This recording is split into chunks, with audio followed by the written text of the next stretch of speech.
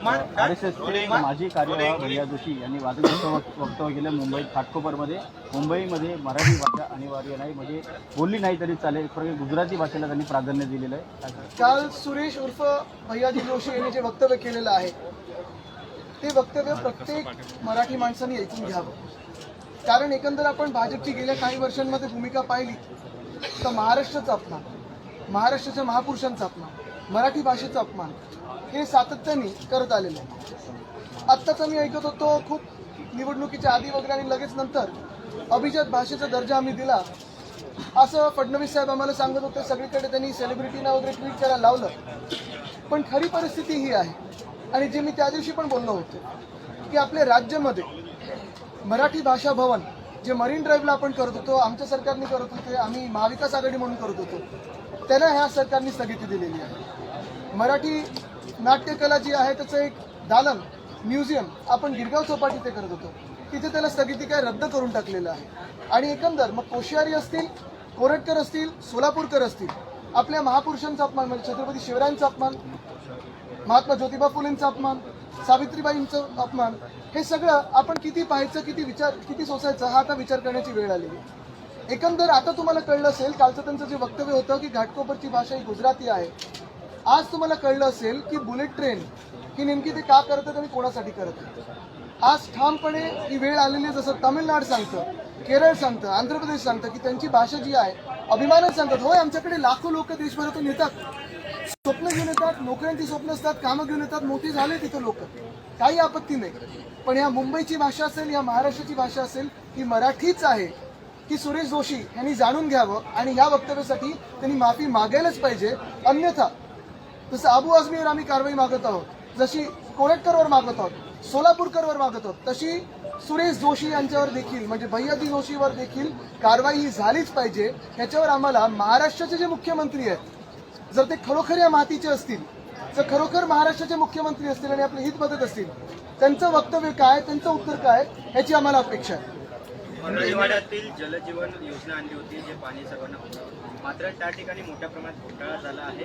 कारण निकृष्ट दर्जाची कामं अद्याप पूर्ण झाले नाहीत, पाण्यावर आहेत. मात्र मंत्री आहेत गुलाबराव पाटील, यावर त्यांना उडवाउडीची उत्तरं दिलेली आहेत. काल पण मी सांगितलं होतं, टपोरी भाषा मवालीपणा आत दाखवायचा आणि गुलाबराव पाटील हे जसं काल बोलत होते, म्हणजे एक वक्तव्य केलं की ह्यांच्याच बापांनी मला मंत्री बनवलं आणि ते वक्तव्य म्हणजे त्यांनी मान्य केले की माझ्या वडिलांनी त्याला मंत्री बनवलं, तरी त्यांचं मन बघा किती काळ आहे, तरी ते पळून गेले होते. का? त्यांचा घोटाळा काय होता जे आम्हाला वर्षभंगात सांगितलं, त्यांनी जाहीरपणे सांगावं. पण हेच सगळे पाईपलाईन कुठच्या नाळातून काय तुमच्या घरी येतं, गुलाबराव पाटीलनी सांगावं.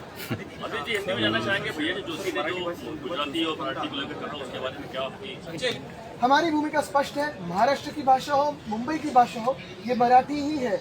हमारे राज्य में बहुत सारे राज्यों से लोग आते हैं, बसते हैं, सपने लेके आते हैं, उनका योगदान होगा, बड़े हो जाते हैं, सभी का स्वागत है. लेकिन इस भूमि की भाषा, इस मुंबई की भाषा, इस महाराष्ट्र की भाषा मराठी ही है. जैसे तमिलनाडु की तमिल है, कर्नाटक की कन्नड़ी है. और यही मैं कहना चाहता हूँ कि भाजपा की प्रथा रही है. आज तक आपने देखा होगा, फिर वो कोश्यारी जी हो, कोरटकर हो, सोलापुरकर हो, हमारे महापुरुषों का अपमान करते आए. फिर वो छत्रपति शिवाजी महाराज का अपमान हो, महात्मा ज्योतिबा फुले का अपमान हो, सावित्रीबाई फुले का अपमान हो, इस विधान भवन का अपमान हो, ये सारे लोग, इनकी विचारधारा भाजपा की यही है कि महाराष्ट्र का अपमान करते रहे और महाराष्ट्र को कम कैसे दिखाया जाए. कल जो सुरेश जोशी ने कहा है, भैयाजी जोशी ने कहा है कि घाटकोपर की भाषा गुजराती हो सकती है, बिल्कुल नहीं. मुंबई की भाषा मराठी ही है. और आज आपको पता चला होगा, मुंबई को पता चल गया होगा कि इनको बुलेट ट्रेन क्यों करनी है. क्यों नहीं इन्होंने बुलेट ट्रेन मुंबई से दिल्ली की, क्यों नहीं इन्होंने बुलेट ट्रेन मुंबई से नागपुर की. आज जैसे मैं ये कहने जा रहा हूँ, वैसे ही पिछले कई दिनों में मैंने सुना था और यही बात मैंने लोगों के सामने लाई थी कि मुंबई में मराठी भाषा भवन इसी सरकार ने स्थगित कर दिया है उसका काम. मराठी रंगभूमि का जो दालन हम करने जा रहे थे उसको रद्द कर दिया है, क्योंकि इनको मराठी का अपमान करना है, महाराष्ट्र का अपमान करना है. मुझे लगता है पिछले हफ्ते ही महाराष्ट्र के मुख्यमंत्री ने कहा था कि मुंबई का अभी आर्थिक महत्व खत्म हो गया है. मुंबई अभी आर्थिक कैपिटल नहीं है, फाइनेंशियल कैपिटल नहीं है. यही भाजपा ने किया है पिछले 10 सालों में. सारे के सारे जो हमारे हेडक्वार्टर्स थे, ऑफिस थे, यहाँ से लेके गए दिल्ली या गुजरात. क्यों होते जा रहे हैं? बिल्कुल. लेकिन भाजपा, अगर आप देखिए तो इस पे चिड़ी चुप करके बैठा है। क्यों नहीं महाराष्ट्र के मुख्यमंत्री बोलते? आदित्य जी, होली का त्यौहार नजदीक आ रहा है। अलीगढ़ मुस्लिम यूनिवर्सिटी ने अपने स्टूडेंट्स को होली खेलने की इजाजत नहीं दी है, मना कर दिया है। आप क्या प्रतिक्रिया देखते हैं? क्योंकि उन्होंने रमजान के लिए अपने वर्किंग आवर्स चेंज कर दिए, लेकिन होली की परमिशन वो नहीं दे। मुझे लगता है सबसे बड़ा मुद्दा मेरे लिए आज यही है कि सुरेश उर्फ भैया जी जोशी ने जो कल कहा है वो ही है। रही होली की बात, देश में सरकार किसकी है? भाजपा की है, और तो भी हिंदुत्व खतरे में। आदित्य जी, महाराष्ट्र में चल क्या रहा है? क्योंकि बजट सत्र शुरू हो गया है और ऐसे में भैया जी जोशी हो या फिर अबू आजमी हो, जिस तरह से भाषा का वापर कर रहे हैं। देवेंद्र फडणवीस कल खुद बोले कि हाँ, हम अबू आजमी जी को जेल में डालेंगे। क्या आपको लगता है कि सच में ये होगा? बिल्कुल, जैसे अबू आजमी की मांग हम 2 दिनों से कर रहे थे, भाजपा ने 2 दिन लगा उनको सस्पेंड करने में, और क्योंकि यही भाजपा की बी टीम है और ये सत्य है, वैसे ही अगर जैसे अबू आजमी पे कार्रवाई होनी चाहिए और हम ये तो मांग करें जेल में डालिए, नो प्रॉब्लम, डालना ही चाहिए। जो भी औरंगजेब की प्रशंसा करेगा उस पर कार्रवाई होनी ही चाहिए। वैसी ही सजा जो छत्रपति शिवराय का अपमान करेगा और जो महाराष्ट्र का अपमान करेगा, जो मुंबई विरोधी होगा, जो मराठी विरोधी होगा, जो देश विरोधी होगा, उस पर भी होनी चाहिए। तो क्या सुरेश जोशी पे कार्रवाई होगी? क्या कोरटकर पे कार्रवाई होगी? क्या सोलापुरकर पे कार्रवाई होगी? एक सोलापुरकर को बचाने के लिए, एक कोरटकर को बचाने के लिए अबू आजमी को इन्होंने एक्टिवेट कर दिया। पर आप बोल रहे हैं कि बी टीम है, तो कैसे? बहुत खतरनाक विजुअल आया, बहुत वायरल हुआ है, जिससे दिख रहा है कि लॉ एंड ऑर्डर कहीं ना कहीं कोलैप्स हो। आप देखिए, मुंबई में हो, महाराष्ट्र में हो, मैन्युफैक्चरिंग की क्या स्थिति है अभी, जॉब्स की क्या स्थिति है, महंगाई की क्या स्थिति है, यही जो सोशल अनरेस्ट है उसकी क्या स्थिति है, क्राइम्स की क्या स्थिति है, और ये सारी स्थितियों को छुपाने के लिए, उस पर पर्दा डालने के लिए ये सारे वक्तव्य किए जा रहे हैं। क्योंकि हम इसी में उलझे रहे, हम इतिहास में उलझे रहे, भविष्य की ओर देखिए ना, जो अभी की परिस्थिति उसकी ओर देखिए ना, इसलिए भाजपा में भूतकाल में उलझा रही है।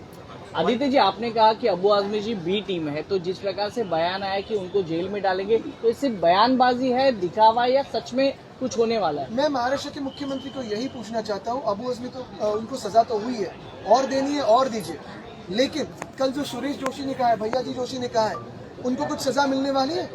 जो कोरटकर ने कहा है, जो सोलापुरकर ने कहा है, उनको कोई सजा देने वाले?